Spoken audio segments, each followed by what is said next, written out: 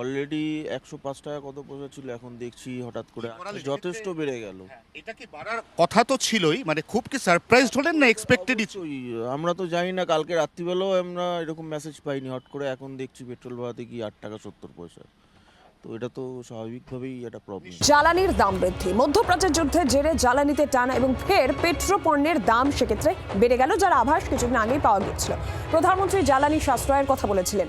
এর মধ্যেই দাম বেড়ে পেট্রোল এবং ডিজেলের দাম আজ থেকেই কিন্তু নতুন দাম কার্যকর হয়ে গিয়েছে। সেক্ষেত্রে লিটারে ৩ টাকা ২৯ পয়সা পেট্রোলের দাম বেড়েছে এবং ডিজেলে লিটার পিছু ৩ টাকা দাম বেড়েছে। ৩ টাকা দাম ডিজেলের ক্ষেত্রেও বেড়েছে এবং পেট্রোলের দাম সেক্ষেত্রে এখন ১০৮ টাকা ৭৪ পয়সা এবং ডিজেলের দাম বেড়েছে ৯৫ টাকা ১৩ পয়সা। এবং একই সঙ্গে যেহেতু পেট্রোল পণ্যের দাম বাড়ছে, তার প্রভাব খুব স্বাভাবিকভাবেই সাধারণ মধ্যবিত্ত মানুষ কিছুটা সমস্যায় তো পড়ছেনই এবং মূল্য বৃদ্ধির একটা আশঙ্কার জায়গা থাকছে। তার কারণ পেট্রোল ডিজেলের দাম বাড়ার সঙ্গে সঙ্গে পরিবহনের খরচও বেড়ে যাওয়ার একটা আশঙ্কার জায়গা।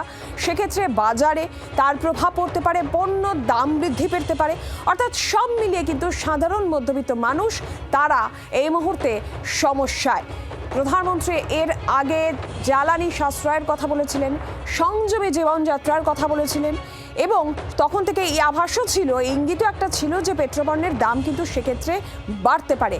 এই মুহূর্তে মধ্যপ্রাচ্যে যুদ্ধের যে, পশ্চিম এশিয়া যুদ্ধের যে পরিস্থিতি, বিশ্ববাজারে অপরিশোধিত তেলের দাম বৃদ্ধি, তার একটা প্রভাব কিন্তু সেক্ষেত্রে এই ভারতের বাজারেও পেট্রোপণ্যের দাম বৃদ্ধির মধ্যে দিয়ে সেক্ষেত্রে পড়ছে। আর এই মুহূর্তে আমরা বিভিন্ন জায়গার ছবি, সাধারণ মানুষের বক্তব্য আপনাদের সামনে তুলে ধরছি যে ঠিক কতটা তারা সমস্যায় পড়বেন, সাধারণ মানুষ কি বলছেন। দুর্গাপুরের ছবিটা দেখে চিত্তরঞ্জন দাস প্রতিনিধি রয়েছেন আমাদের সঙ্গে সরাসরি। চিত্তরঞ্জন, কি বলছেন দুর্গাপুরবাসী? এই যে পেট্রোল ডিজেলের দাম বেড়ে গেল, কতটা সমস্যায় পড়বেন, কি অসুবিধা হতে পারে?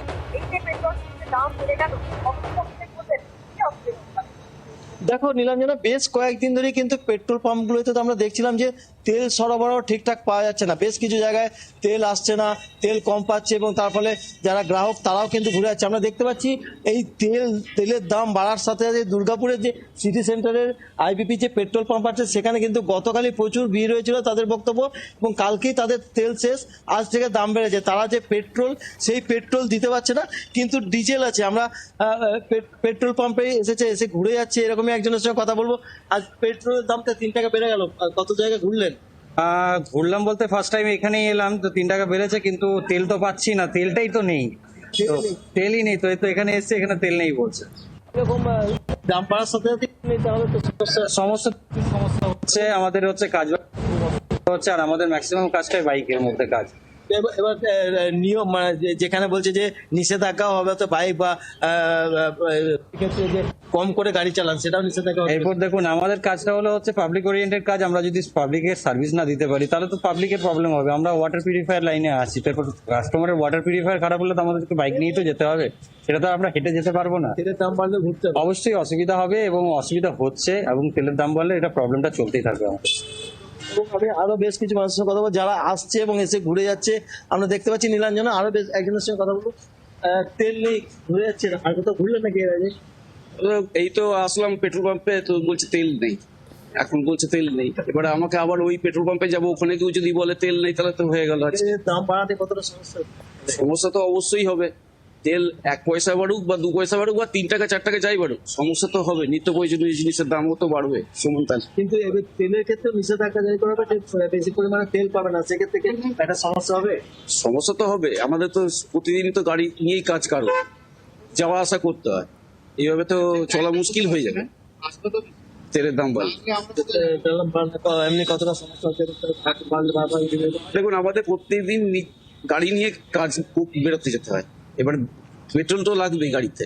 এবার যদি তেলটার দাম বাড়ে এইভাবে, তাহলে তো সমস্যা তো তৈরি হবে। অর্থাৎ সমস্যা হচ্ছে, সমস্যায় পড়তে হবে, এমনটাই সাধারণ মানুষ বলছেন। দুর্গাপুরের ছবিটা যেরকম দেখছিলাম, আর এবার একটু নজর রাখতে হচ্ছে আরো 2 জেলার দিকে।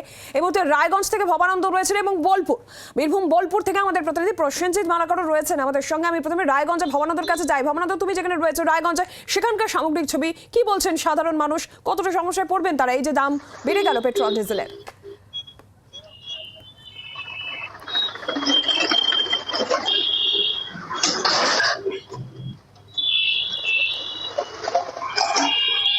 ভবানন্দ, শোনা যাচ্ছে?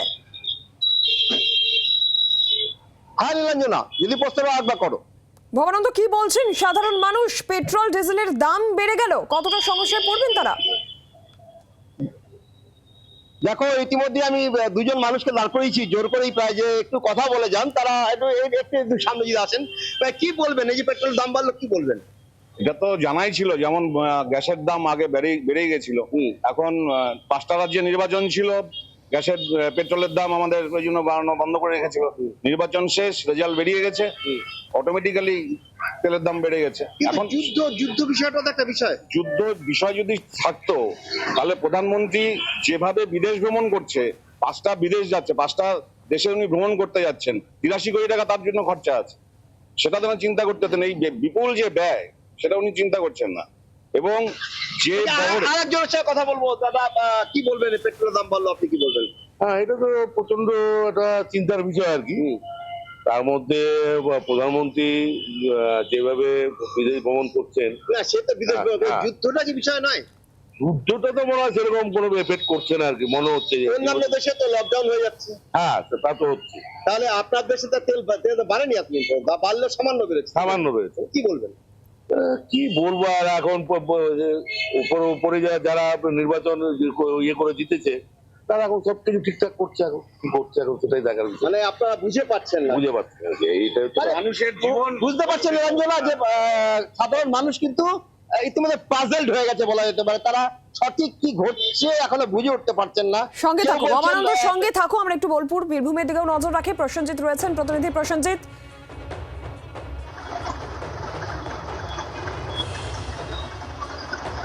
দেখো, একেবারেই তোমাকে বলি প্রথমেই যে পেট্রোল ডিজেলের দাম বাড়লে যে সাধারণ মানুষের সমস্যা হবে এটা তো বলার অপেক্ষা রাখে না। স্বাভাবিকভাবে যারা নিত্য প্রয়োজনীয় গাড়ি ব্যবহার করে তাদের ক্ষেত্রে সমস্যা।